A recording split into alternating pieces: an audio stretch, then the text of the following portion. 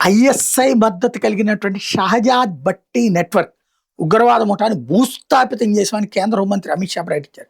స్వతంత్ర దినోత్సవానికి ముందే ఆ గ్రూప్కి చెందిన 200 మంది మీద సభ్యుల్ని అరెస్ట్ చేసినట్టు ఎక్స్ వేదికగా చెప్పారు. తద్వారా దాని విధ్వంసకర దాడుల ప్రణాళికలను భగ్నం చేసినట్టు చెప్పారు. ఉగ్రవాదం విషయంలో భారత్ కఠిన వైఖరికి ఇది ఒక ఉదాహరణ అని చెప్పారు. షహజాద్ భట్టి నెట్వర్క్కి అనేక ఉగ్ర కార్యకలాపాల ప్రమేయం ఉంది. ఈ క్రమంలోనే భారత భద్రతా దళాలు ఇటీవల 14 రాష్ట్రాల్లోని వివిధ ప్రాంతాల్లో సమన్వయంతో కూడిన ఆపరేషన్ నిర్వహించినాయి. 200 మందికి పైగా ఆపరేటివ్లను అరెస్ట్ చేసి భట్టి నెట్వర్క్ నాశనం చేసినాయి. ఐఎస్ఐ నిధులతో నడిచే ఈ గ్రూప్ నుంచి ఐఈడీలు, పాకిస్తాన్ ఆయుధ ఫ్యాక్టరీ గుర్తులున్న గ్రెనేడ్లు, పిస్టళ్లు, తూటాలు, గూఢచర్యం కోసం ఉపయోగించిన సీసీటీవీ కెమెరాలు సహా పెద్ద ఎత్తున సామగ్రిని స్వాధీనం చేసుకున్నామని చెప్పారు. గత నెలలో మహారాష్ట్ర యాంటీ టెర్రరిజం స్క్వాడ్ రాష్ట్ర వ్యాప్తంగా ఓ భారీ ఆపరేషన్ చేపట్టింది. ఇందులో భాగంగా పాకిస్తాన్కి చెందిన గ్యాంగ్స్టర్ షహజాద్ భట్టీతో సంబంధాలు ఉన్నాయనే ఆరోపణ మీద 112 మందిని అధికారులు ప్రశ్నించారు.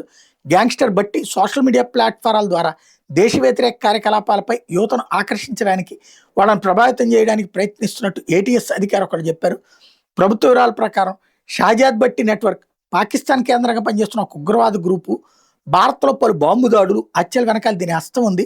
పోలీసు రక్షణ, మతపరమైన ప్రదేశాలను రెక్కీ చేసేందుకు, గూఢచర్యం కోసం సీసీటీవీ కెమెరాలు ఏర్పాటు చేసేందుకు స్థానిక మధ్యవర్తులకు డబ్బులు చెల్లిస్తోంది. భట్టీపై ఎన్ఐఏ పలు కేసులు కూడా దర్యాప్తు చేస్తోందని ప్రకటించారు.